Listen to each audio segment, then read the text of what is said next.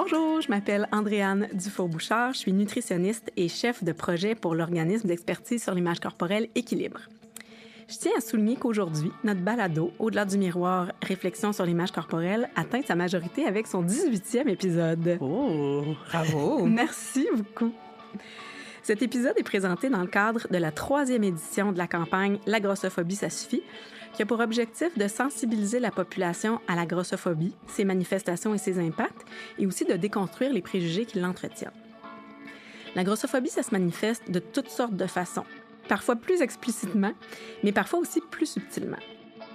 Cette forme-là de grossophobie a souvent tendance à être banalisée ou à passer inaperçue, mais elle est tout aussi dommageable. Aujourd'hui, on va lever le voile sur ces situations grossophobes-là plus méconnues et sur leurs conséquences pour mieux comprendre la réalité des personnes qui les vivent au quotidien et pour tenter de devenir des meilleurs alliés. On va aussi discuter de plusieurs croyances qui entretiennent la grossophobie pour arriver à les déconstruire et pour qu'elles arrêtent de nous influencer. Alors, on va avoir le plaisir de discuter de tout ça avec nos invités. Julia Lévy-Ndéjourou, nutritionniste, doctorante en nutrition au Centre Nutrice de l'Université Laval et co-autrice du livre « Au-delà de la grossophobie, redéfinir son bien-être et habiter son corps ». Allô, merci pour l'invitation. Ça fait plaisir, merci d'être ici. Et on reçoit aussi la super talentueuse comédienne Debbie Schweit. Allô! Salut!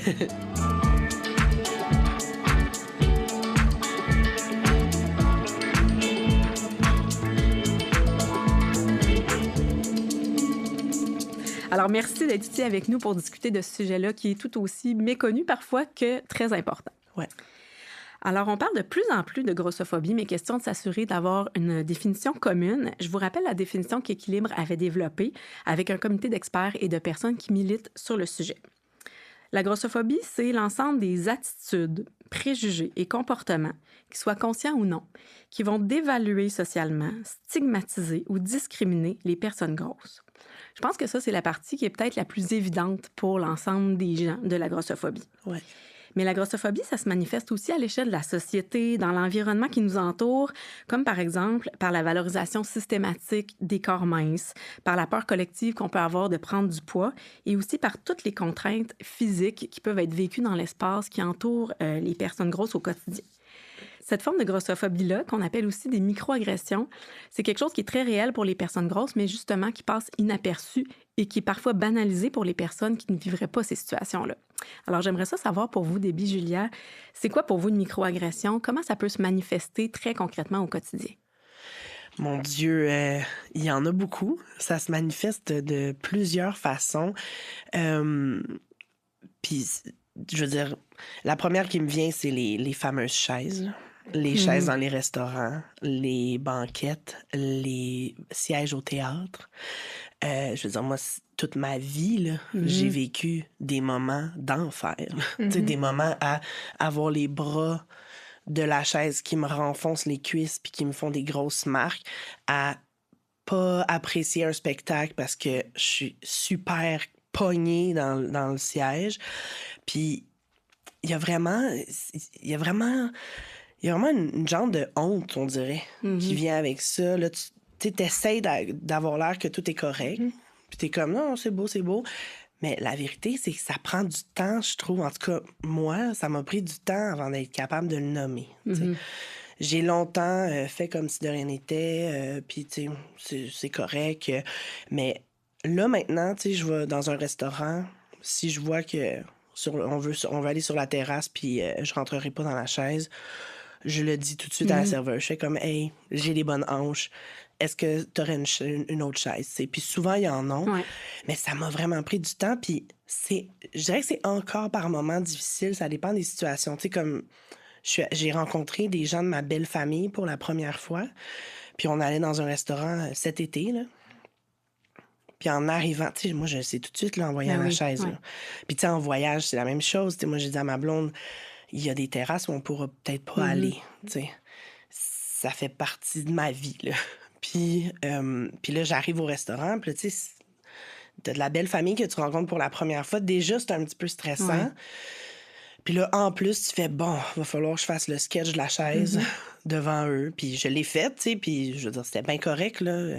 Mais ça, je trouve que c'est un obstacle qui est vraiment partout. Puis c'est drôle parce que j'en parlais avec ma psy à un moment donné, puis c'est qu'on j'ai l'impression qu'il y a beaucoup de personnes grosses qui prennent ça sur eux comme si c'était de leur faute.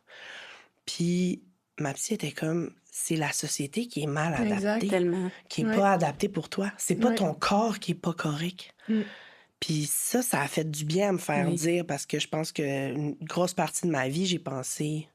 toutes ces microagressions-là contribuent au fait que tu penses que ton corps est inadéquat. Fait que ça, c'est un exemple, mais je pourrais vraiment... On va en nommer plus, je pense, en cours de route, mais ouais, il y en a énormément. Tu sais, les images qu'on voit un peu partout dans les pubs, là, tu sais, les gros corps, les masses de chair qu'on serre avec un tape à mesurer parce qu'il faut perdre du poids. Souvent, on voit même pas la tête aussi. Nous, on en parle souvent aussi quand on fait des entrevues dans les médias, d'être sensible, oui, au message du texte, mais aussi beaucoup au choix d'images qui accompagnent. Oui, c'est déshumanisant. C'est déshumanisant. Mais vraiment, puis, tu sais, je veux dire, tout ce qui a trait à la nourriture, dans le sens... Tu sais, moi, je l'ai remarqué plus jeune, j'étais dans les transports en commun, tu sais, quand t'es ado, là, t'es très consciente, on dirait, de ce que les autres vont penser, du regard des autres. Fait que, tu sais, mettons, je mangeais un chip dans le métro, je me faisais regarder comme, oh mon Dieu, la grosse qui mange un chip, on sait bien. Tu manges un céleri, ah ben là, t'as des petits regards de... Ah, elle se prend en main. C'est bien. Ouais. Elle fait la bonne chose. Puis tu fais, mais on n'a jamais la paix pour vous, là. C'est pas de vos affaires, qu'est-ce qu'on mange, tu sais. Tous ces genres de commentaires-là. Tu sais, l'année passée, en vélo, tu sais, j'ai toujours fait beaucoup de sport. Je fais du vélo, je monte une côte, puis il y a un monsieur qui m'a félicité. Pendant que je roulais, il était comme, ouais, c'est bon ça, bravo. Là, j'étais comme... Puis j'arrêtais pas de me dire, j'étais comme, hey, il ferait pas ça à ma blonde. Il dirait pas ça à une personne mince. Il dirait pas ça à... Tu sais, ça m'a rendu... J'ai vraiment été très en colère. Oui, je comprends. Je m'en allais au yoga en plus, tu sais. En vélo. J'ai pas eu un yoga très détendu, là, cette fois-là. Mais tu sais, ça en fait partie. Tu sais, il y en a vraiment, vraiment beaucoup. Puis je trouve ça important de dire... En tout cas, je trouve ça important d'en parler parce que c'est vraiment quelque chose, je trouve, que les personnes minces réalisent pas. Puis c'est pas de leur faute, parce que c'est pas leur réalité. Tu sais, moi, je le comprends complètement. Je le vois avec ma blonde. Tu sais, ma blonde correspond complètement aux standards de ce que la société considère que, tu sais, une fille mince, tout ça. Puis je le vois depuis qu'on est ensemble, que elle, ça l'ouvre aussi sur ça. Tu sais, elle... Puis moi, j'arrête pas de dire, je suis comme... Tu sais, des fois, elle se sent mal de certaines choses ou tout ça, puis je fais, hey, tu le savais, tu peux pas le savoir. C'est pas ta réalité. Toi, tu t'es jamais dit, je vais pas rentrer dans cette chaise-là, ou je vais pas rentrer dans ce banc de théâtre-là. Fait que c'est normal, tu sais, que les gens soient pas au courant, je trouve, de ça. D'où l'importance d'en parler. Encore plus. Les sensibiliser. Puis je pense que, tu sais, la personne qui te fait le commentaire quand t'es en vélo, elle se dit pas qu'elle est en train de faire une mauvaise chose. Elle se dit, non. Je suis en train d'encourager cette personne, tu sais. Exact. C'est banalisé, puis je pense que ça, c'est vraiment comme une caractéristique importante des microagressions, c'est qu'elles sont totalement banalisées, normalisées. Ça passe inaperçu pour les personnes minces, mais c'est une accumulation constante. C'est parce que c'est pas une personne qui t'a dit ça, tu nous en parles depuis plusieurs minutes, puis on peut imaginer qu'il y a beaucoup plus d'expérience que ça. Là. Oui. Puis depuis enfant, t'accumules ça sur une vie. Exact. Fait que ouais, je comprends que souvent, ça part d'une bonne intention de leur part. Mais tu fais, ah ouais, c'est peut-être pas reçu de cette façon-là. Puis ça manque peut-être de délicatesse et d'empathie. Oui, totalement. Ouais. Puis on peut pas se rendre compte aussi de l'impact que ça a quand on dit une chose, puis que, par exemple, une personne réagit fortement. Tu sais, ça peut arriver. Puis on se dit, mais j'ai juste fait un petit commentaire. Oui, mais sauf que tu sais pas ce que la personne, elle endure quotidiennement. Puis des fois, t'es pas d'humeur, j'imagine, à recevoir le commentaire. Exact. Des fois, on les gère mieux. Il y a des journées où on les gère mieux que d'autres. Tu sais, moi, ça m'est arrivé à un moment donné aussi d'être avec 2 personnes plutôt minces, mais qui se mettaient à se dire devant moi à quel point elles se trouvaient grosses. Puis c'est toujours délicat parce que tu fais « Ah, mon Dieu, tu sais... » Parce que tu veux pas avoir l'air de te victimiser ou de mal le prendre ou tout ça, mais tu fais « Mon Dieu, il y a quelque chose où ça me fait pas sentir bien, cette affaire-là. » Puis je leur ai dit, j'ai fait comme, hey, pour vrai, là, comme, c'est pas vous la grosse dans la pièce, là, comme... Puis c'est parce que la façon qu'ils en parlaient, c'est que c'était mal, tu sais. C'était comme, oh mon Dieu, j'ai pris du poids, oh mon Dieu, je suis rendue grosse. Puis là, je suis comme, ben, dis-moi donc dans ma face que c'est dégoûtant mon corps, tu sais. Puis je l'ai dit, mais ça a comme pas été bien reçu. Tu sais, comme j'ai eu l'air de chialer pour rien, tu sais.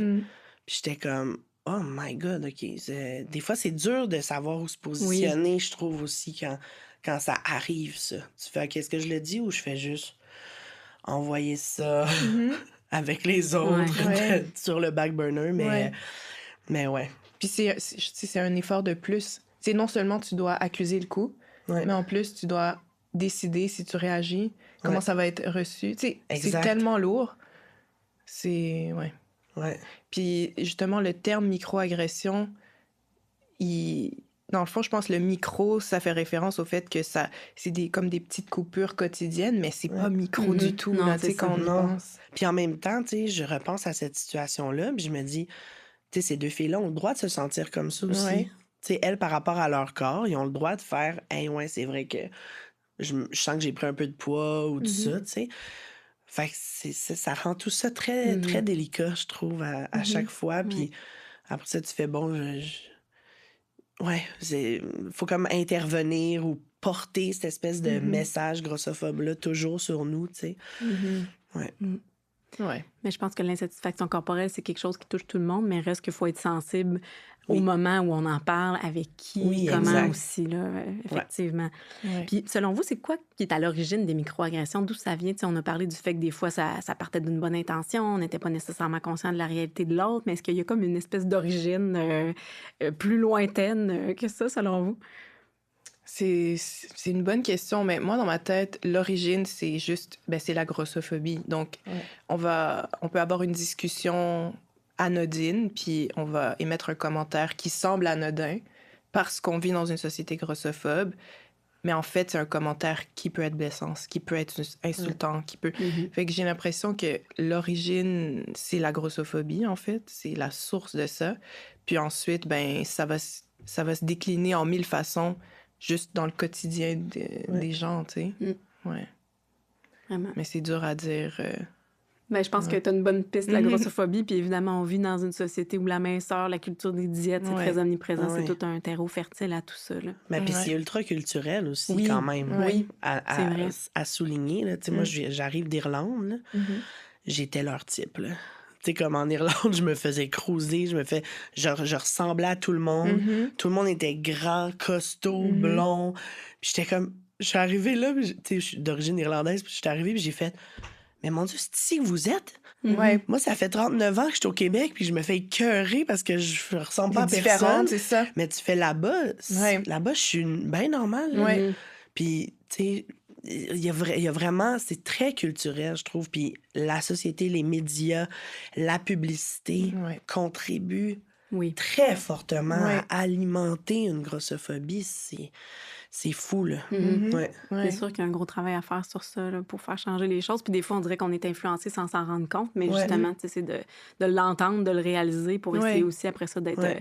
soi-même des meilleurs alliés. Là, on va en reparler tout à l'heure aussi de ce qu'on peut faire comme allié. Puis tantôt, Juliette, tu disais, c'est micro pas parce que c'est moins grave, mais plus parce que ça passe inaperçu. Puis effectivement, on le sait, la grossophobie, ça a beaucoup de conséquences négatives, autant sur la santé physique, sociale, mentale. Est-ce que vous pourriez m'en parler un petit peu de ces conséquences-là? Mon Dieu. Je pense que... ça a des conséquences immenses sur l'estime de soi. Ça a des graves conséquences, je pense, sur une forme d'anxiété. Je pense que ça crée une hypervigilance aussi, tout le temps. T'es toujours, toujours une partie de toi qui fait « OK, là, je vais-tu rentrer là-dedans? » ou « Ah, je vais-tu, tu sais, le banc d'avion. » Tu sais, moi, l'avion, je veux dire, tu sais, la ceinture me fait la majorité du temps, mais il y a des fois où non, puis ça, je suis plus gênée de le demander. Mais je sais qu'il y a des gens pour qui c'est difficile de demander une extension de ceinture. Ça vient avec, encore une fois, une genre de honte. Puis tu sais, t'espères toujours, là, quand tu voyages toute seule, être assise à côté de quelqu'un de pas trop gros non plus, de quelqu'un qui va être gentil, de quelqu'un, tu sais, que tu le sais que tu vas déborder un petit peu de son côté puis qu'il va falloir accepter cette chaleur humaine. Mais, tu sais, fait que ça crée une hypervigilance sur plein de situations ultra quotidiennes, tu sais. Je pense qu'à tous les jours. Mais je pense qu'il y a vraiment...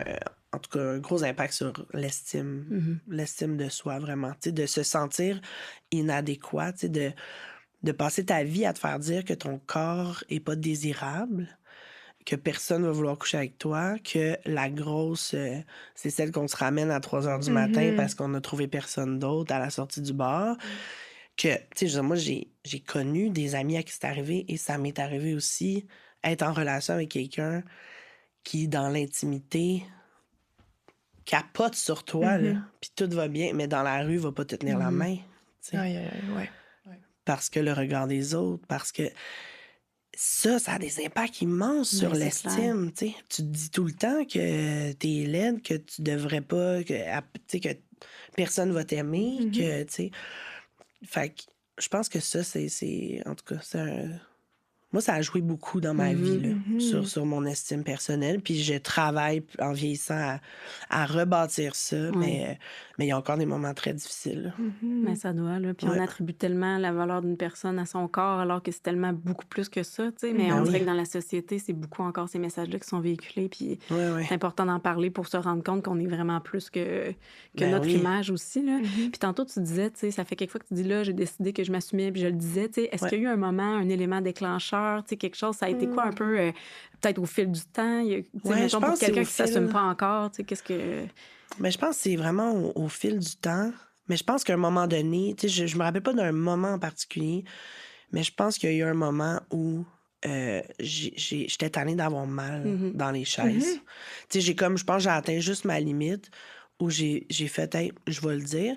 Puis pour vrai, je trouve de le dire, j'ai l'impression de reprendre un pouvoir. Il y a quelque chose où je fais... OK. M'en va voir la serveuse. Il y a quelque chose de très empowering là-dedans, je trouve, de faire « Hey ». Puis tu sais, je le fais très gentiment. Je le fais pas en disant hey, vous êtes cave de pas avoir des chaises adéquates, là, tu sais. Je suis comme « Hey, excuse-moi, juste te dire ». Puis il y a quelque chose qui m'aide à assumer mon corps à travers ces gestes-là que j'aime beaucoup. Puis je pense que plus je les fais, plus j'ai le goût de continuer de les faire. Mais tu sais, puis comme il y a un théâtre à Montréal, je le nommerai pas parce que je les aime beaucoup, mais il y a un théâtre où je peux aller depuis à peu près 5 ans. Puis il m'invitait toujours aux premières. Puis j'avais un banc comme sur le bord de l'allée parce que moi, en plus d'être grosse, je suis grande. Fait que tu sais, j'ai des jambes, tu sais, je mesure 6 pieds. Fait que je suis grande et grosse de partout. Fait que là, les bancs en avant qui reculaient, ça me squeezait toutes les jambes, tout ça. Puis il y a eu un moment donné, à une première médiatique, je suis arrivée, puis là, tu sais, on choisit pas nos billets dans ce temps-là. Puis ils m'avaient mis des sièges au milieu, dans les premières rangées.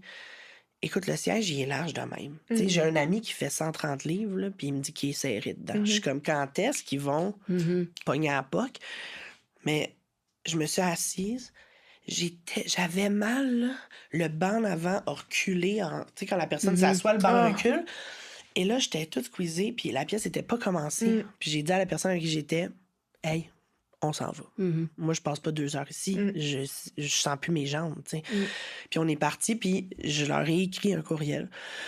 Quand il m'a invité à la première, la fois d'après, puis j'ai fait « Hey, écoutez, je veux juste vous dire, tu sais, vos sièges sont vraiment pas adaptés aux personnes grosses. Fait que tant que vous les changerez pas, perdez pas votre temps à m'inviter aux premières, invitez d'autres gens, moi, je ne viendrai plus. » Tu sais, ça n'a toujours pas été changé, mais ce genre de geste-là fait vraiment du bien.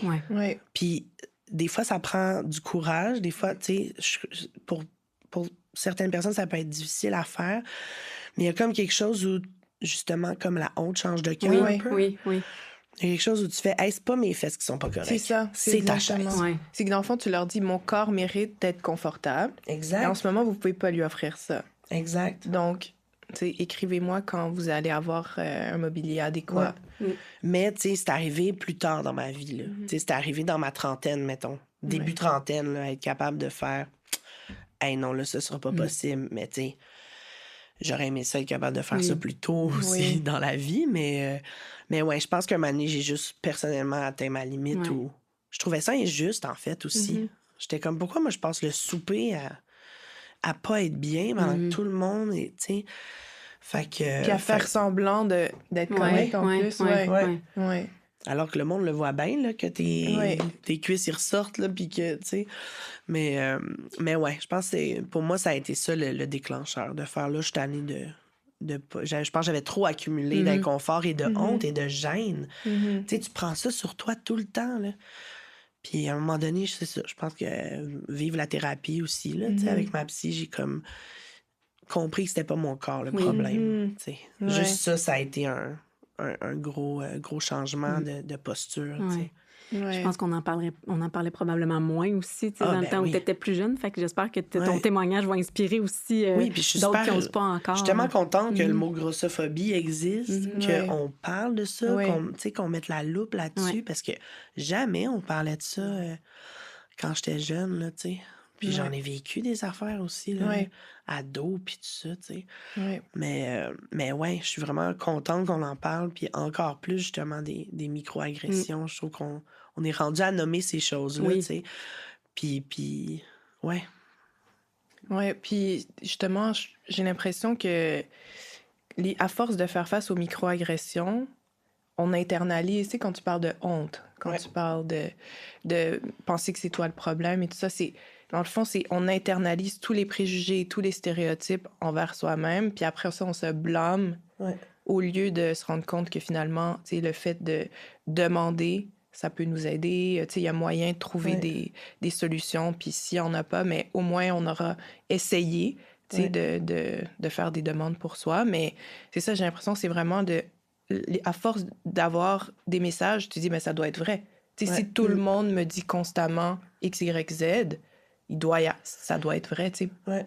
Il faut avoir un message opposé pour être capable de croire autre chose. Il faut que quelqu'un t'ait dit, mais non, tout ce que tu entends. Tu sais, mettons, si t'as un parent, c'est pour ça qu'on parle des environnements qui peuvent être protecteurs. Comme si t'as un parent avec qui tu peux parler de ce genre de situation, puis qui va avoir les bons mots, qui va te valider, justement, tu sais, dans ce que tu vis, ça peut te protéger aussi, ça peut te donner une certaine résilience, puis t'aider à t'affirmer plus vite.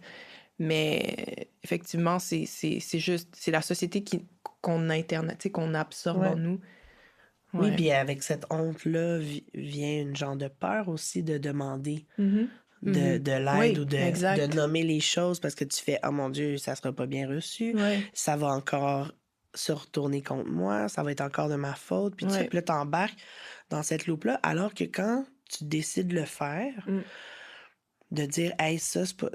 j'aimerais ça avoir autre chose, je suis pas confortable. » Tu sais, je pense que quand tu tombes sur des gens, justement, qui vont t'aider, puis qui vont être à l'écoute, puis qui vont être bienveillants, ça répare, tu sais. Petit à petit, il y a quelque chose qui se répare, je pense. Fait qu'il faut comme oser le faire, mais je comprends que ça vienne avec une peur aussi, des fois, tu sais. Puis des fois, ça peut venir avec des mauvaises réactions, comme tu comptais tantôt aussi.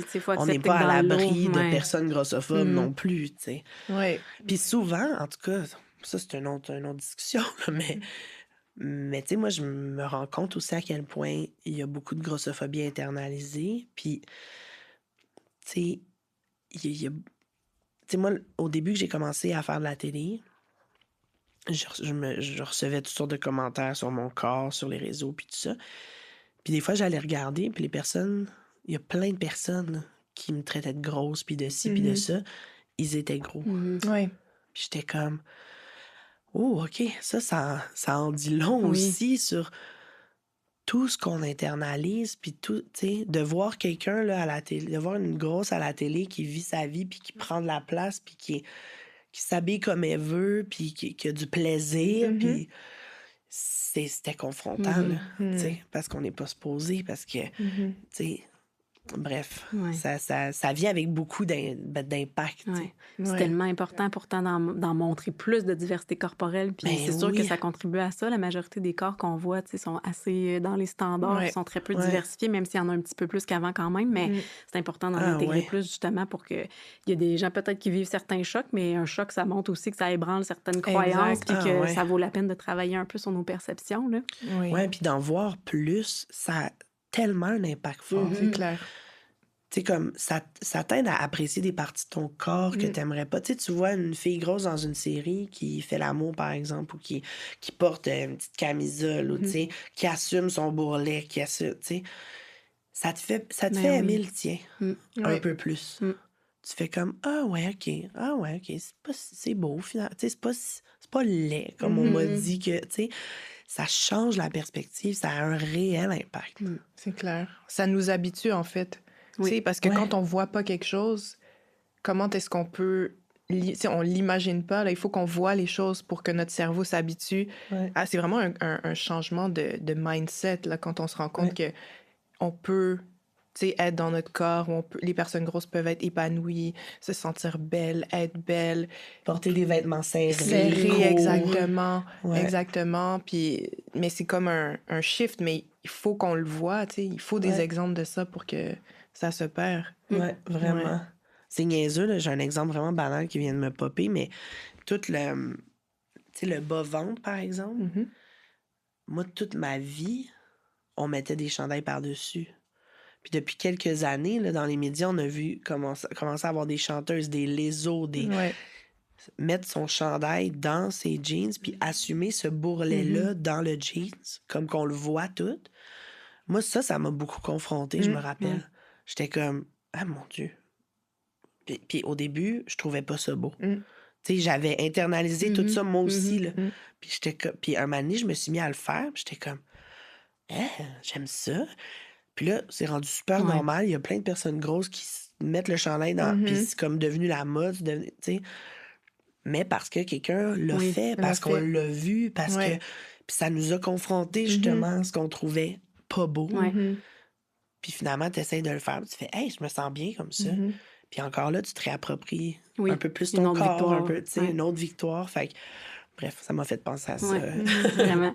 Je pense que pour essayer de combattre ça, effectivement, il faut en voir. Puis il y a aussi toute la base des préjugés qui entretiennent la grossophobie aussi qu'on devrait déconstruire. Fait que c'est un peu de ça qu'on va parler maintenant.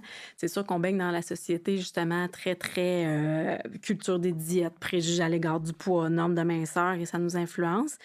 Il faut se rendre compte que tout le monde a des fausses croyances au sujet du poids. Puis il ne faut pas le prendre personnel de réaliser qu'on a des fausses croyances parce que c'est justement en prenant conscience qu'après, on peut se dire « Ah, est-ce que j'avais raison? » S'informer, déconstruire. Donc, c'est ce qu'on va faire un peu avec vous aujourd'hui. J'aimerais ça qu'on prenne le temps de déconstruire quelques préjugés, je dirais, les plus classiques ensemble, si vous êtes d'accord. Donc, première fausse croyance qui est très répandue, si une personne grosse ne maigrit pas, c'est parce qu'elle manque de volonté. Qu'est-ce que vous aimeriez dire aux gens qui ont cette croyance-là pour les aider à la déconstruire? En fait, la première chose qui me vient à l'esprit ici, c'est pas parce qu'une personne est grosse qu'elle souhaite maigrir. Ouais. Donc, déjà là, on pourrait peut-être comme s'arrêter. Ouais. Parce que, tu sais, il y a justement le préjugé que nécessairement une personne grosse doit être en quête de minceur, essayer de le faire. Puis si t'essaies de le faire, c'est comme au moins t'essayes. Tu sais? Mais déjà, à la base, il faudrait comme se stopper là puis comprendre qu'on peut être gros et vivre notre vie joyeusement et pas être pas du tout être dans le souhait de changer son poids. Ouais. Puis aussi, il y a l'aspect volonté qui rentre un peu dans le stéréotype de gros. Quand on est gros, on est paresseux. C'est un gros stéréotype qu'il faut absolument défaire. Mais c'est ça, le fait de dire qu'une personne grosse qui ne maigrit pas manque de volonté, c'est aussi pas comprendre toute la façon dont le corps fonctionne, puis le fait que ne maigrit pas qui veut. Donc, et non seulement ça, mais si on perd du poids, après ça, on risque de le reprendre de toute façon. Oui. Donc, il y a beaucoup de morceaux un peu à défaire dans cette croyance-là, je trouve. Ah oui, moi, je pense que la culture des diètes contribue aussi à reprendre le poids, tu sais, en tout cas, moi, je peux me fâcher. Mais C'est bien de se fâcher. Oui. Non, mais tu sais, toute la culture des diètes, ça n'a pas rapport. Ça, tu sais, comme, à chaque fois que j'en parle avec des gens, je suis comme, je pense, je sais pas, 98% des diètes fonctionnent pas. Ben oui, c'est ça. Fait que là, toi, si tu t'en vas au magasin de téléphone, puis là, tu rentres dans le magasin, puis on te dit, hey, tu vas acheter un téléphone, mais 98% des téléphones ici fonctionnent pas. Tu vas t'acheter ton téléphone là. Tu sais, je trouve, j'en viens, c'est capoté comment c'est une industrie multimilliardaire, à quel point ils font de l'argent sur quelque chose qui fonctionne pas. C'est vrai. Puis personne s'en rend... Ben, tu sais, comme... beaucoup de gens s'en rendent pas compte. On n'accepterait pas ça que le magasin de téléphone nous vende des choses qui fonctionnent pas à 98%. Ouais. Mais ça, c'est parce qu'ils jouent sur la culpabilité.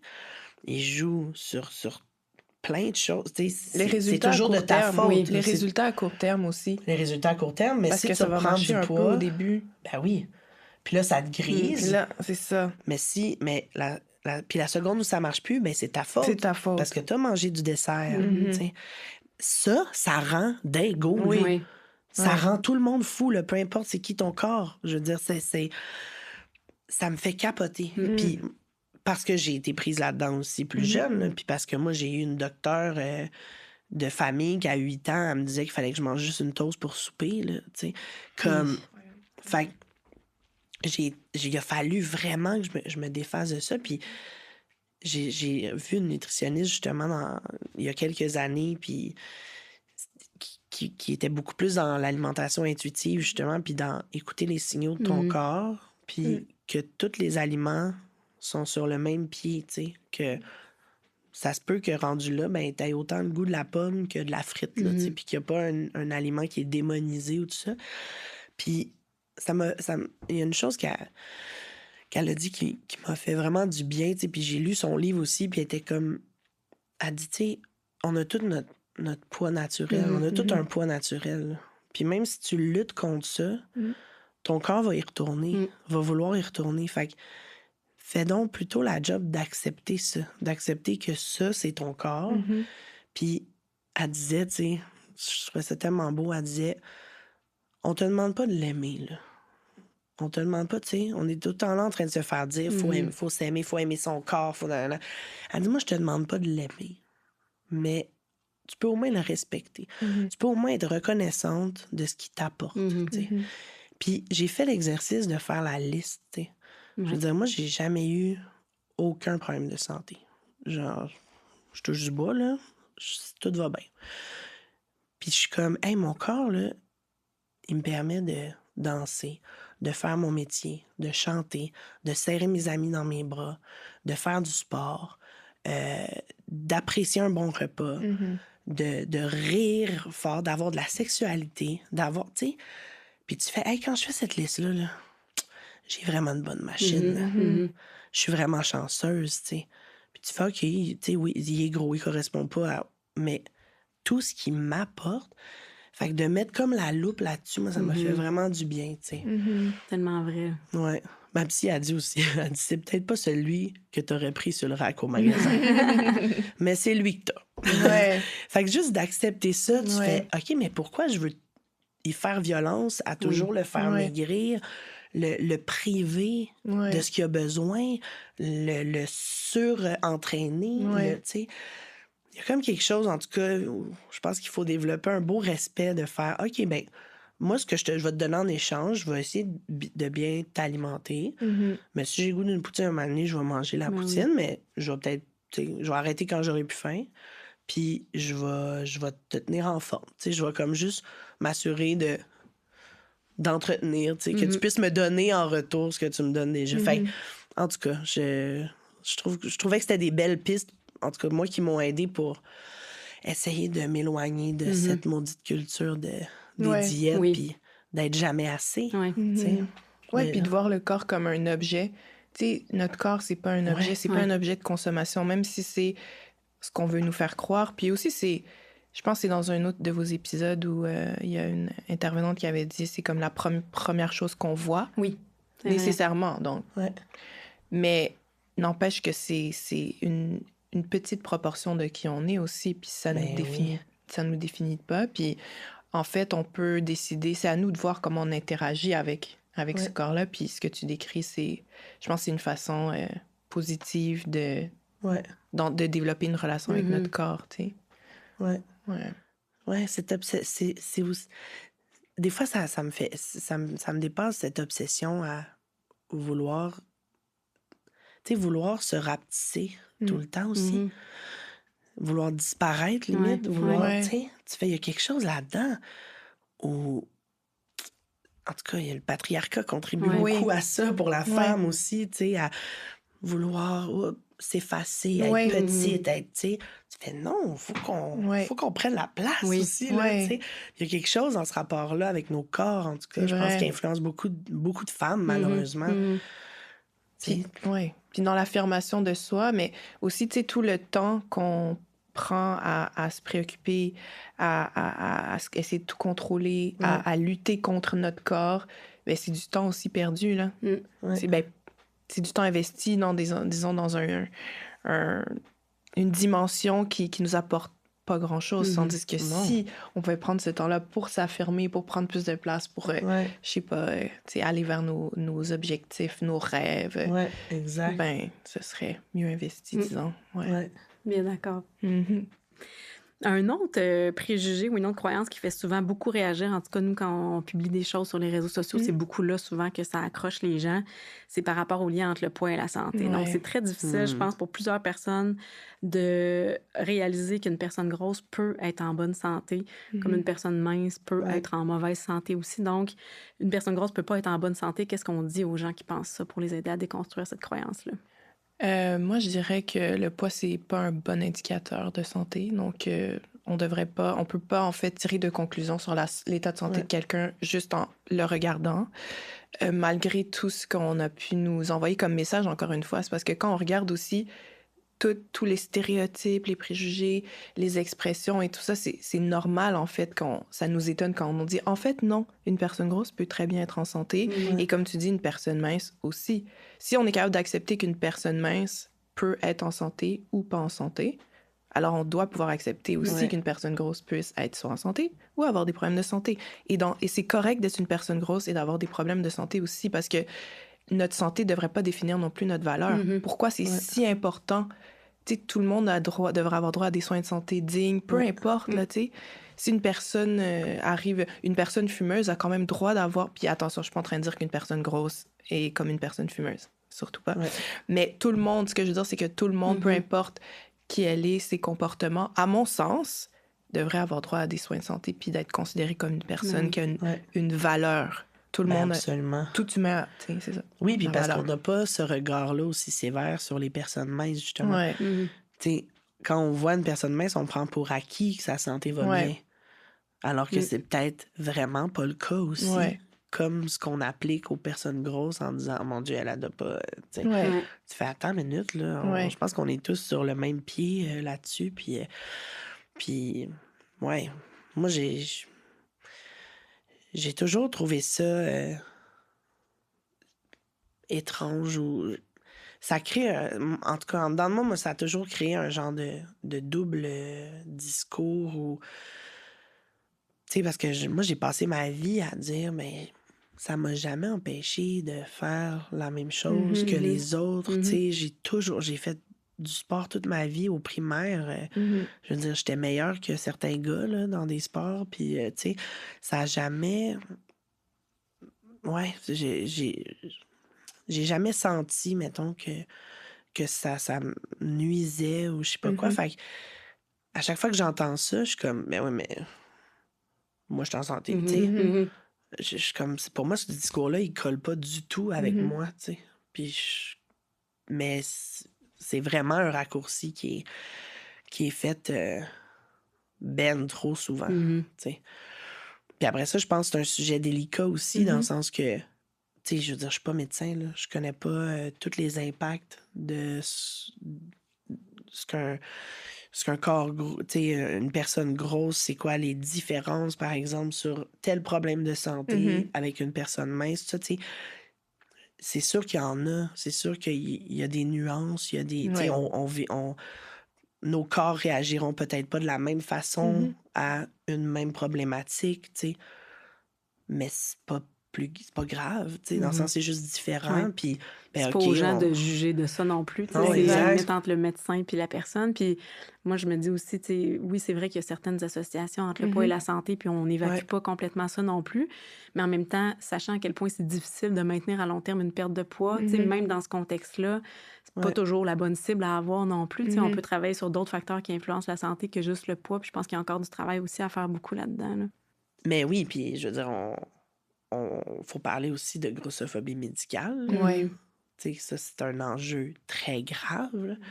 Il y a vraiment des médecins qui doivent prendre conscience de leur billet, là.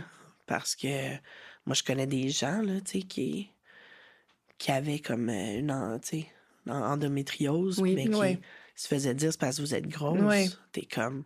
Hey, attends une minute, là, elle a pas été traitée à temps, là, à cause de ça. Ça a des graves conséquences sur la santé, tu sais. Faut vraiment faire attention à ça, puis ça existe, tu sais. Oui. C'est bien documenté aussi, puis je pense qu'on en parle de plus en plus. Le Collège des médecins avait fait une publication à un moment donné aussi pour rappeler que c'était pas des comportements admissibles. Je sais qu'il y a un travail de sensibilisation à faire, puis les médecins, comme tout professionnel de la santé aussi, baignent dans la même société que nous, avec des préjugés, tu sais. Fait qu'il y a beaucoup de travail de déconstruction à faire au sein de tous les types de professions aussi, là. Oui, exact. C'est ça. Il y a vraiment un danger à tout mettre sur le poids. Oui, absolument. Oui, exact. Que le poids est la cause de tout, là. Oui. Très glissant. Oui, très. Oui, c'est ça. Puis il y a une différence entre dire qu'il y a des associations, tu sais, il y a des corrélations. On voit que c'est plus prévalent, c'est plus répandu dans une telle population d'avoir X problèmes de santé. Mais quand on parle d'individus, on n'est pas dans la moyenne. On parle d'une personne. Donc, on peut pas se baser sur ça, sur seulement ça pour déduire que c'est ça le problème, tu sais. Ouais, vraiment. Puis même s'il y a une perte de poids, la perte de poids va pas nécessairement résoudre tous les problèmes. Puis comme tu le dis, indépendamment de la perte de poids, on peut travailler sur nos habitudes de vie pour améliorer la santé de toute façon. Mais ce que je pense que... Pourquoi est-ce que la santé des personnes grosses semble préoccuper autant de personnes? J'ai l'impression que c'est à cause justement du préjugé que on est en contrôle de notre poids. Donc, une personne grosse cause son propre... choisit son poids. Donc, c'est de sa faute. Donc, c'est mal. Puis, je pense que c'est pour ça que tantôt, j'ai mentionné la personne fumeuse, mettons, parce que c'est pas du tout la même chose, parce qu'on n'est pas responsable de son poids. Tandis que, puis ça, encore une fois, on peut aller ailleurs, mais on parle pas ça du tout aujourd'hui, là, mais le fait de poser un comportement, c'est pas la même chose. Notre poids n'est pas un comportement. Mais c'est comme si souvent, il y a cette comparaison qui est inexacte, là, qui se fait, puis ce parallèle, si on veut, là, qui se fait entre le poids comme comportement par rapport à d'autres comportements, qui sont réellement des comportements, tu sais. Puis on blâme les gens en disant justement, pourquoi c'est pas quelque chose alors? Tu devrais faire quelque chose parce que tu causes tes problèmes, tu sais. Ou si t'en as pas maintenant, tu vas en avoir par ta faute. Donc on responsabilise les gens par rapport à ça. Puis c'est un peu, je pense, à la base du problème, ce préjugé qu'on est en contrôle de notre poids, alors qu'on l'est pas. Oui, puis alors que une personne mince peut avoir de très mauvaises habitudes de vie, là. Puis ça, on va pas le noter, ou on va pas le remarquer, ou juste nos métabolismes, qui sont différents. Moi, j'avais une amie plus jeune, là, grosse comme un pou, elle mangeait 2 fois ce que je mangeais. Puis j'étais comme, mais elle, on va pas faire de commentaire. Tu te prends une deuxième assiette. Mais moi, on va me faire le commentaire. Oh, tu devrais pas te prendre une deuxième assiette. Puis tu fais, attends, là, je veux dire, elle mange beaucoup, tu sais. Nos corps réagissent pas pareil à ça non plus. Puis tu sais, il y a tellement de nuances. Il y a une grosse proportion aussi qui provient de la génétique. Puis après ça, le fait d'avoir fait beaucoup de diètes à la longue, ça amène à faire le fameux yo-yo qui peut même amener éventuellement un gain de poids. Fait que tout ça, on dirait que c'est comme si les gens le réalisent pas. Puis il peut y avoir 2 personnes qui mangent puis qui bougent exactement de la même façon, qui vont avoir des morphologies très différentes. Puis ça va pas au mérite, là, cette affaire-là. Puis on réagira pas de la même... nos corps réagiront pas de la même façon. Tout à fait. On pourrait manger toute la même chose aux mêmes heures pendant 2 mois. Nos corps réagissent pas pareil. Fait qu'après ça... c'est vraiment un manque de contrôle. C'est pas... C'est trop un raccourci, là, dire vraiment. ça, t'sais. Puis là, on est comme un peu sur le terrain, justement, des habitudes de vie. Là, ça m'amène à l'autre croyance, mais il y a beaucoup de gens qui pensent aussi que de dire à une personne grosse « Hey, tu devrais faire attention à ce que tu manges, tu devrais faire plus de sport, je m'inquiète pour ta santé. » Tu sais, Ouais. ils pensent que c'est une bonne chose puis que ça peut aider la personne, justement, entre gros guillemets, à se prendre en main. Là. Qu'est-ce que vous auriez envie de dire aussi par rapport à ça? My God. Ben, que ça aide pas. Ça aide pas vraiment. Ça contribue encore à te faire sentir inadéquate, à te faire sentir pas correct, pas assez, pas comme les autres. Puis encore là, je peux comprendre que ça part d'une bonne intention, mais ou d'une inquiétude, ou tu sais, d'un amour de la personne pour toi qui s'inquiète, puis tout ça, mais encore une fois, ça manque de nuances, puis ça démontre une forme d'ignorance, en fait, je trouve, par rapport à la réalité des personnes grosses, tu sais. Oui, c'est ça. Je pense pas que ça ait l'impact que la personne souhaite, nécessairement. Puis, tu sais, Équilibre a une campagne entière sur les commentaires. Ouais. Comme, si on s'inquiète pour quelqu'un, d'abord, tu sais, on peut aussi leur poser des questions pour voir comment ils vont. Ouais. Comme, c'est pas parce qu'une personne est grosse qu'on a besoin de s'inquiéter pour elle. C'est pas... Ouais. Donc, de déconstruire un petit peu soi-même, c'est qu'est-ce qu'on veut dire par là? Pourquoi? Qu'est-ce qui est si inquiétant? Tu sais? Puis surtout si on sait pas du tout quelles sont les habitudes de vie d'une personne, Ouais. puis de se dire « Ah, tu devrais faire ça », Ouais. c'est un peu problématique parce qu'on sait pas du... Tu sais, on T'es sait pas... qui? C'est ça. T'es pas bien placé pour Non. dire ça. Tu Non. connais pas l'histoire des gens. Oh. Puis je pense qu'on devrait vraiment, tous et toutes collectivement, juste arrêter de faire des commentaires sur Tout à fait d'accord. le corps des autres. Tu sais. Puis je m'inclus là-dedans. Là, tu sais.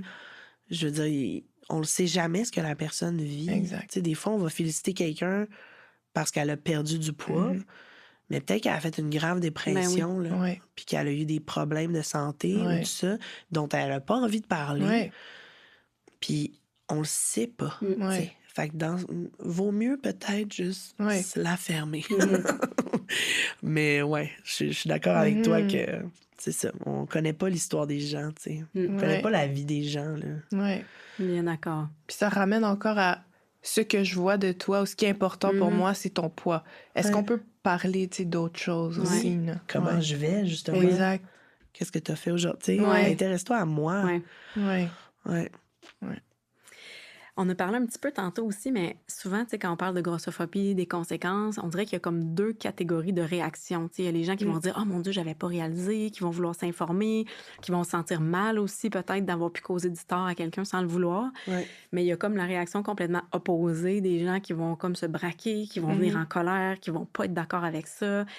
Pourquoi il y a des gens qui réagissent comme ça? Pourquoi c'est aussi confrontant quand on parle de poids, de grossophobie? Pourquoi justement les gens veulent autant que les personnes grosses maigrissent? D'où vient toute cette espèce de réaction vraiment extrême qu'on peut voir aussi? Mais je pense que ça peut être très confrontant de se faire dire toute sa vie, il faut pas être gros, puis fais tout ce que tu peux pour pas être gros, puis ça. Puis après ça, de voir qu'une personne grosse qui est bien, puis de peut-être d'avoir soi-même fait beaucoup d'efforts, d'être super préoccupé, d'avoir ses propres... Je pense que ça revient beaucoup à la personne, souvent. Qu'est-ce que la personne vit par rapport à ça, tu sais? Parce que de se faire dire peut-être que tout ce que tu fais ou tout ce que tu as fait, ça n'a pas besoin d'être célébré, en fait. Puis c'est peut-être pas, tu sais, une raison pour laquelle tu devrais te sentir mieux, supérieur. Puis au contraire, tu sais, les personnes grosses méritent et ont le droit d'être elles-mêmes sans se forcer. Écrire des choses comme ça. C'est comme ça vient confronter, je pense, que les gens qui se braquent, puis ça peut être même une personne grosse, comme tu l'as dit, qui voit une autre personne, puis qui dit « Attends une minute, parce que moi, j'ai investi beaucoup, puis tu sais, toute ma façon de voir les choses est basée sur la croyance qu'il faut que je maigrisse. » Là, tu me dis qu'il faudrait pas que je maigrisse, ça vient confronter énormément. Oui, puis je pense qu'il y a beaucoup de gens, malheureusement, dans toute notre société, justement, de paraître et de culture des diètes, tout ça, qui sont pas bien dans leur corps. T'sais. Même des gens qui ont l'air de correspondre aux critères de standards de beauté, il y en a beaucoup qui sont pas bien puis qui se trouvent laids. Puis moi, j'ai été témoin de ça, là, tu sais, des amis ou tout ça, que tu fais, attends une minute, là, je veux dire, t'as tout ce qu'on attend de toi, là. Puis elle se trouve laide, elle aime pas telle partie de son corps, puis tu fais, ah oui, on est plus que je pensais peut-être à comme pas se sentir bien dans notre corps parce qu'on nous dit, tu sais, parce que la diète, c'est la culture des diètes, c'est ça, c'était jamais assez maigre, t'es jamais assez, t'es toujours pris là-dedans. Fait que je pense aussi que quand t'es pas bien dans ton corps, ben tu peux pas apprécier le corps de quelqu'un d'autre, tu sais, tu peux pas l'accueillir, tu peux pas, il y a ben trop de barrières, là. Tu sais, mais je suis d'accord avec toi que ça en dit beaucoup plus sur la personne que sur la personne grosse. Tu sais, c'est malheureusement, je pense que ça contribue au fait que c'est confrontant. Il y a encore beaucoup de travail à faire pour changer notre perception collective de tout ça. Puis là, on arrive justement un peu à la partie plus concrète pour parler un peu du rôle des alliés, comment on peut faire justement pour faire changer les choses. C'est sûr que si on vivait dans un monde où la diversité corporelle était valorisée, ou en Irlande, où il y a beaucoup plus de diversité, bien, il y aurait beaucoup moins de grossophobie dans la société, ça serait beaucoup plus inclusif, il y aurait moins de commentaires non sollicités sur le poids, il y aurait beaucoup moins de situations justement où l'espace n'est pas adapté au corps des personnes plus grosses. Donc, comment on peut faire peut-être tranquillement pour essayer de tendre vers cette société-là qui serait plus inclusive? Est-ce qu'il y a un point de départ? Par où on peut commencer si on se sent interpellé puis qu'on veut essayer de faire changer les choses? Mon Dieu, ben le nommer, c'est sûr, le dire quand il y a quelque chose qui nous rend inconfortable ou qui nous fait sentir inadéquat. Je pense avoir le courage de le dire, de le nommer. Puis après ça, comment la personne va réagir, ça y appartient aussi. D'être capable de faire, ben, c'est pas ma responsabilité. Mais il faut qu'on en voit plus. Il y a vraiment beaucoup de ça. Faut qu'on en parle, faut qu'on soit visible, faut qu'on existe dans les personnes grosses, c'est ça. Faut qu'on prenne le plancher aussi. Mais tu sais, la responsabilité n'est pas que sur nous. Là. C'est pas ça que je suis en train de dire. Là. Comme je réfléchis en parlant en ce moment.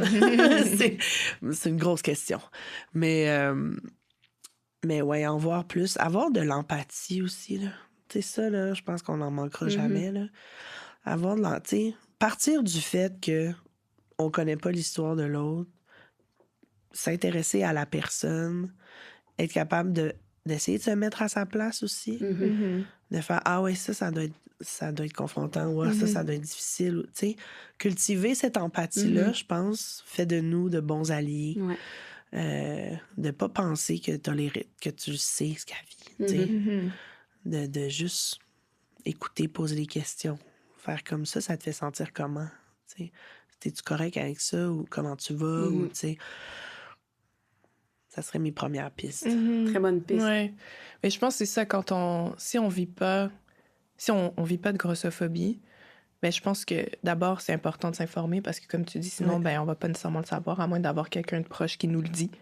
Parce que c'est pas juste d'avoir des personnes grosses dans notre environnement ou dans notre entourage. C'est que peut-être qu'elles vont pas nous le dire nécessairement. Ben oui. Donc, il faut s'informer. Puis elles ont le droit de pas vouloir le dire aussi. Exactement. T'sais, on a le droit de pas vouloir être le porte-étendard. Exactement. D'éduquer la terre entière. Ça prend de l'énergie, ça aussi, des fois. Là. C'est ça. Je suis vraiment d'accord. Fait que s'informer, puis tu sais, il y a des belles ressources, même au Québec. Donc, s'informer, être ouverte à recevoir des commentaires sur, tu sais, comme tu le dis, d'avoir l'empathie ou l'ouverture d'écouter quand quelqu'un nous dit « Ah, mais, tu sais, ça m'a blessé. » Puis c'est vraiment, ça peut être super difficile à recevoir, hein, mais je trouve que c'est une belle pratique à avoir juste en général, de se pratiquer. Puis c'est normal à l'intérieur qu'on ait honte, tu sais, il y a plein d'émotions qui émergent, ça c'est normal, mais de pas le renvoyer à la personne qui est en train de s'ouvrir à nous aussi, puis de faire un effort pour nous aider à mieux comprendre. T'sais. Donc, d'avoir des discussions, c'est... puis de pas avoir peur aussi de... Tu sais, comme tu dis, t'es au restaurant, puis t'as une amie, tu sais que ça se peut que les chaises soient pas adéquates. Tu vas, toi, tu regardes, toi, avant même que ton ami arrive, ou tu regardes sur Internet pour ton ami, tu sais. C'est des choses simples comme ça où une fois qu'on est à l'écoute, une fois qu'on le sait, ben, on peut faire des choses pour nos proches. Puis après, le truc, c'est que s'il y a plus de personnes qui arrivent au resto puis qui disent « Avez-vous une chaise plus adaptée? » Peut-être que le resto, à force de se le faire demander 2, 3, 10 fois, 20 fois, peut-être qu'eux, ils vont dire « OK, mais il faudrait qu'on achète plus ou il faudrait qu'on fasse quelque chose. » Donc, de ne pas sous-estimer l'impact que ça peut avoir de faire des demandes, faire du advocacy, ou un plaidoyer, comme on dit en français. Mais je pense que ça peut avoir un impact plus large, même si c'est nous, on a l'impression que c'est juste nous qui le disons à chaque fois, mettons. Oui, puis c'est vrai ce que tu dis sur les amis aussi. Si, par exemple, tu sens que ton amie qui est grosse a pas envie de gérer ça au restaurant, tu peux lui demander, faire comme, t'es-tu confortable? Est-ce que tu as besoin que j'aille demander? Est-ce que tu aimerais ça? Moi, ça va me faire plaisir. Exact. D'être sensible à ça, peut-être aussi. De prendre l'initiative. C'est tous des gestes qui réparent, tu sais. Comme, c'est niaiseux, mais les fois où j'ai été assise dans un avion, où est-ce que la personne... Je me suis assise, puis on a bien vu là, qu'on était serrés, puis que la personne lève le bras entre les deux, par exemple. Ou moi, je fais hey, « ça dérange-tu si on lève le bras? » Puis « oh non. » Puis tu vois que ça ne dérange pas en tout, puis qu'on est collés, puis que c'est pas grave, là, ça répare ces affaires-là. Tu te fais, tout d'un coup, tu te sens bien, tu fais comme « OK, j'ai le droit d'exister. » Exact. Fait que d'être sensible à ça, je pense, pour les alliés... puis de le demander avec douceur. Je pense que c'est important. D'être sensible et peut-être de voir venir un peu les choses aussi des fois. Comme par exemple, si on est un employeur, ben, de s'assurer d'avoir du mobilier qui va être adapté pour les différentes morphologies de nos employés, des uniformes qui vont être de taille assez variée. Si on est un professeur, on peut aborder justement l'image corporelle, la diversité corporelle. On peut regarder aussi dans le matériel pédagogique. Des fois, il y a certains livres qui datent ou qui datent pas, mais dans lesquels il y a des messages qui sont très grossophobes encore, qui sont lus aux enfants. Donc, d'être sensible à ce genre de choses-là, comme professionnel de la santé aussi, de se rendre compte qu'on en a peut-être des préjugés, de justement réfléchir à comment on va aborder cette question-là pour faire en sorte que le poids ne vienne pas biaiser notre intervention ou notre diagnostic. Donc, de vraiment essayer à différents niveaux de le prévenir un petit peu aussi. Puis là, pour les micro-agressions du type commentaire, c'est sûr que c'est peut-être plus facile des fois d'agir parce qu'on peut se dire, bon, OK, je vais arrêter de faire ces commentaires-là. Ou quand quelqu'un que je connais fait un commentaire, je vais lui dire, écoute, on dit plus trop ça, ces commentaires-là, en 2025. Là, c'est plus approprié, ça peut avoir des impacts négatifs. Mais quand maintenant, on parle, par exemple, de taille de vêtements, justement, de sièges dans les salles de spectacle, tout ça, des fois, on peut avoir l'impression aussi qu'on peut être un petit peu impuissant pour être un allié. Mais justement, tu as dit, tantôt, Julia, plus on le dit, plus ça peut faire changer les choses. Est-ce qu'il y a d'autres gestes comme ça aussi auxquels vous pensez pour essayer d'être des meilleurs alliés, plus au niveau des tailles de vêtements, des sièges, des contraintes qui sont plus physiques, dans le fond, dans l'environnement?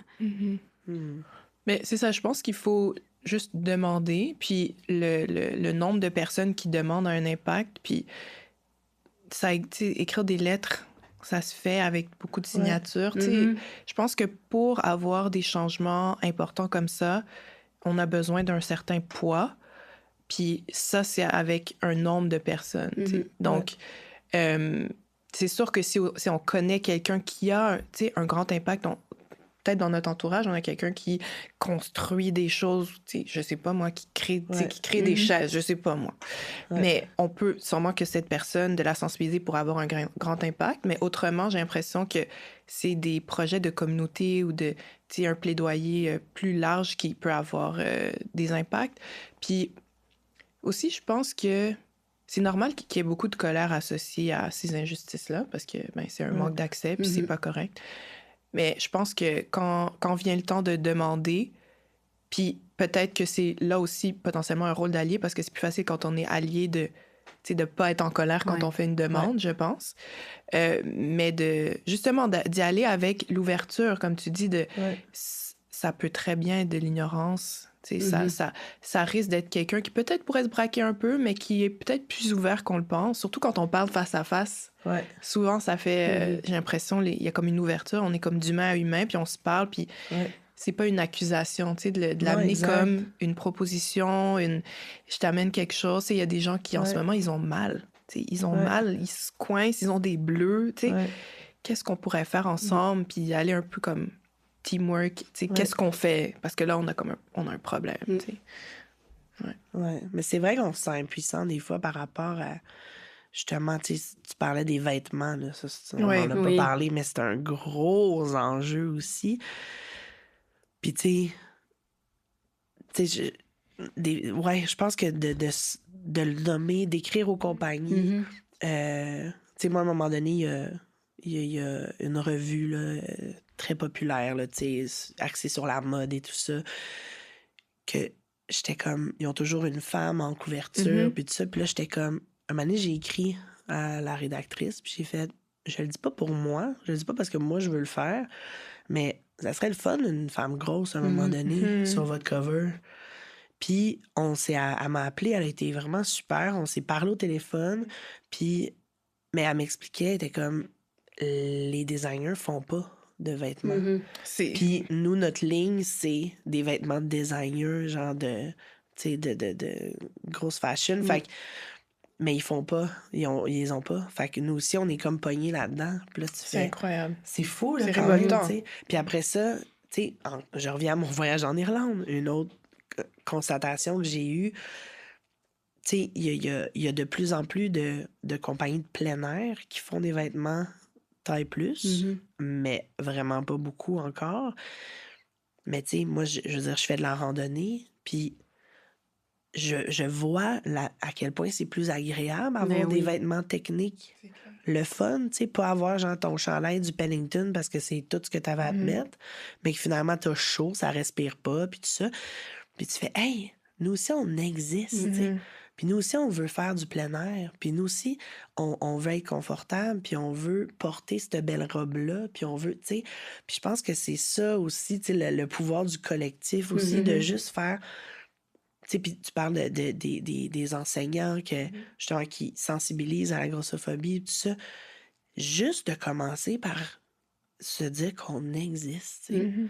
Puis que tout le monde nous considère, là. Ça va avoir... éventuellement, ça va avoir un impact sur tout, tu sais. Mais faut le nommer, faut être là, faut être visible. Puis encore une fois, je pense que le pouvoir de la masse, là. Le pouvoir de... Drôle de jeu de mots, quand même. Mais j'aime ce que tu dis, plusieurs fois, tu as nommé. Moi, j'ai écrit, j'ai pris le temps d'en parler. Je pense que collectivement, il faut développer ce réflexe-là aussi, de le dire pour faire changer les choses aussi. Là, on a beaucoup parlé aussi de tout ce qui allait moins bien. C'est sûr qu'il y a beaucoup de choses qui allaient moins bien à ce niveau-là. Il y a encore beaucoup de préjugés. Mais je remarque aussi depuis les dernières années qu'il y a quand même plus d'initiatives qui valorisent la diversité corporelle. Des fois, il y a plus de dénonciations de grossophobie sur les médias sociaux ou ailleurs. Est-ce que vous auriez envie de nous en partager quelques constats positifs qui se sont faits dans ce domaine-là? Ben moi, je pense beaucoup à la littérature, on dirait. Tu sais, mon ami Julie Artachot a fait un livre, Édith Bernier a fait un livre. Tu sais, il y a toutes sortes de séries de photos aussi. Tu sais, je trouve qu'il y a des initiatives artistiques. Une série télé, là. De Gabrielle Zacolor et qui s'en vient. Oui, la nouvelle série aussi sur Netflix de Lena Dunham. Oui, Too Much. Too Much, exact. La de voir une lead aussi qui est pas mince, ça c'est un autre. C'est beaucoup un enjeu dans mon domaine, mais je suis comme pourquoi on peut pas avoir un premier rôle dans une série d'une fille grosse, mais qu'on parle pas de son poids? Non, c'est ça. Qu'on s'en fout, là, que c'est une avocate, puis elle vit des choses, puis elle vit sa vie, puis tu sais... Fait que ça, en tout cas, on en voit de plus en plus, je trouve, un peu partout. J'ai très hâte de voir la série de Gabrielle, d'ailleurs. Mais ouais, on dirait que moi, c'est artistiquement que je le remarque beaucoup. Tu sais, je suis pas au courant là, si un restaurant a changé ses bancs à cause de ça. J'ai pas vu ça dans les nouvelles encore. J'aimerais bien ça, voir ça. Mais ouais, tu sais, juste vraiment qu'on en parle, qu'il y ait de la littérature qui s'écrive là-dessus, des témoignages, tu sais. Moi, ça me fait du bien d'entendre des témoignages de personnes grosses aussi, de voir qu'on en parle, qu'on parle de nos réalités. On se sent moins seul à vivre ça. Il y a une espèce de collectivité qui se crée autour de ces enjeux-là. Puis les voix sont un petit peu plus fortes, là. Oui, je trouve que c'est... on en entend plus parler. Juste dans le paysage médiatique, culturel, on parle vraiment plus de grossophobie que... Il y a quelques années, je me rappelle bien, quand on en parlait, mais pas du tout, là. C'est relativement récent. Puis, comme tu dis, la littérature, la représentation. Mais la discussion, l'emploi du mot grosse, ça a été une transition. Ouais. Donc maintenant, ça veut pas dire que tout le monde est à l'aise, mais tu sais, on a assez dit, OK, grosse peut être un terme neutre C'est pas qui décrit exact. Ouais. Fait que ça, c'est quand même je trouve, c'est représentatif du changement qu'on a pu voir dans les dernières années. Ouais, puis j'ai quand même remarqué aussi, de temps en temps, des mannequins plus gros dans des vitrines. Ouais. Tu sais, des magasins de sous-vêtements que là, tout d'un coup, il y a une mannequin mince, mais il y a aussi une mannequin ronde. Je pense pas qu'ils font des tailles jusqu'à 24-26, mais quand même, tu sais, ça, je salue ces efforts-là aussi, de faire, OK, ça existe, on a le droit d'avoir des sous-vêtements. Oui. Ouais. Mais ça existe, Ouais. puis tu sais, ça fait toujours du bien.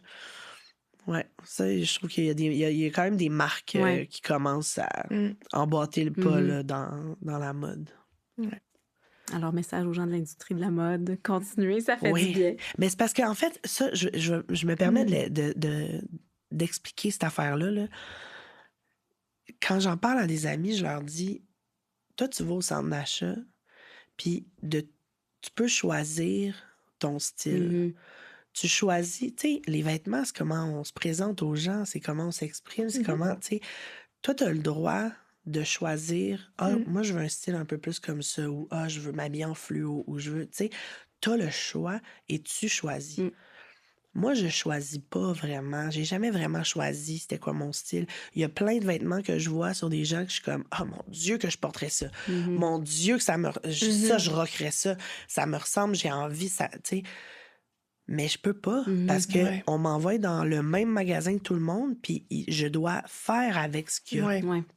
Puis c'est une nuance importante, ça, je trouve, dans l'affirmation de soi, dans comment on se présente aux autres. Tu sais, c'est dur de faire, bon, ben j'ai le même rack que toutes les autres. Tu sais, combien de fois là, j'ai vu Marie-Claude Barrette puis Sonia Vachon ou Mélissa Bédard avec le même veston que moi à télé. Là, parce que on a un rack, tu sais. Fait que tu fais ça, c'est nous enlever aussi un pouvoir sur comment moi je veux m'habiller, c'est quoi mon style à moi, c'est quoi ma personnalité là-dedans. Je l'ai pas, cette affaire-là, tout le temps. C'est vrai. Puis ça, je pense que les gens, ils pensent pas non plus, tu sais. Mais tu fais, hey, j'ai tellement hâte d'arriver dans un magasin où tout va être pour tout le monde. Tu sais. Ou juste, ça, quand même, je le mentionne aussi comme un bel avancement. Tu sais, je sais que H&M a comme des tailles qui vont un petit peu plus... Tu sais, ils ont comme du 2X, tout ça. Puis, à un moment donné, je suis rentrée dans un H&M, puis toutes les grandeurs étaient ensemble. C'est bien. Tu sais, mettons, le petit short bleu, il allait de extra small à 2X sur le rack. On n'avait pas notre section, là. Notre section au fond du magasin parce que vous, on veut pas trop vous voir. Fait que, tu sais, d'aller dans la section des grosses, là, puis là, tu fais... Il y a vraiment quelque chose qui m'a fait du bien de sentir que je pouvais magasiner avec tout le monde. Ça a l'air super niaiseux, mais ça a vraiment fait du bien, tu sais, de faire « Wow, je suis sur le même rack que la jeune fille, là, puis on va essayer la même affaire, tu sais. » Ça, c'est des belles... C'est de l'inclusion. C'est de l'inclusion, exact. Puis il y en a de plus en plus, je trouve, de ça aussi. Mais il faut pas lâcher. Oh non! Non. On arrive déjà à la fin de l'épisode.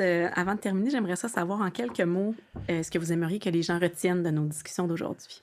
Ben, j'espère que s'il y a des personnes qui ont vécu des microagressions puis qui étaient comme peut-être moins sûres, parce que souvent, ça peut être invalidant parce que les gens comprennent pas pourquoi on réagit ou on réagit pas. Puis comme tu l'as si bien expliqué, j'espère que ça pourra avoir mis des mots ou, tu sais, vraiment concrétiser pourquoi c'est pas correct puis c'est pas normal puis il faut que ça change. Donc, j'espère que c'est ça, qu'elles pourront repartir avec ça. Puis aussi qu'il y a des solutions, puis qu'on faut continuer. On lâche pas. Oui, que ça...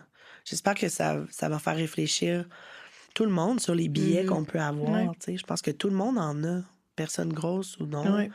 Je pense que il y a matière à réflexion de faire « Ah ouais, cette fois-là, peut-être que j'ai manqué de délicatesse. Qu'est-ce que je peux faire pour faire mieux? » ou tu sais.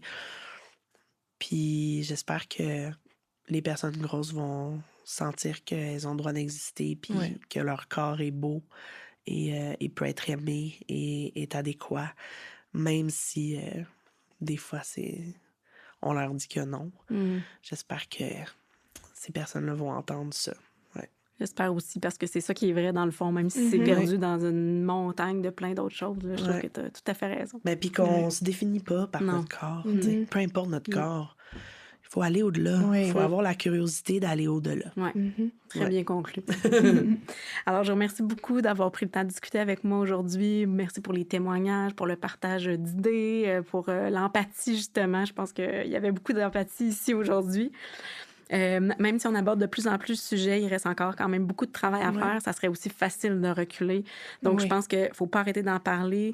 Tout le monde peut essayer de poser des grands gestes. On n'est pas obligé de révolutionner la terre entière. Là. Juste des fois, de ne pas dire un commentaire ou de sentir, de faire un petit sourire à quelqu'un qu'on sait qui vit quelque chose de difficile. Ça peut être des petits gestes qui font toute la différence pour valoriser la diversité corporelle, essayer de déconstruire les préjugés. Et déjà, je pense que juste en ayant écouté l'épisode d'aujourd'hui, en étant ouvert, en se disant peut-être que c'est vrai que j'ai des préjugés, en parlant autour de nous, ben on pose déjà quand même des gestes concrets qui peuvent lentement mais sûrement essayer de faire en sorte que la société va devenir un petit peu plus inclusive. Ouais. Si vous avez aimé les contenus abordés dans ce balado et que vous avez envie d'en savoir plus sur tout ce qui touche à la relation avec le corps, la nourriture, l'activité physique, rendez-vous sur équilibre.ca et suivez-nous sur les réseaux sociaux Instagram et Facebook à Groupe Équilibre. Merci à Virage Sonore pour l'enregistrement, le montage, le mixage et la composition musicale du balado.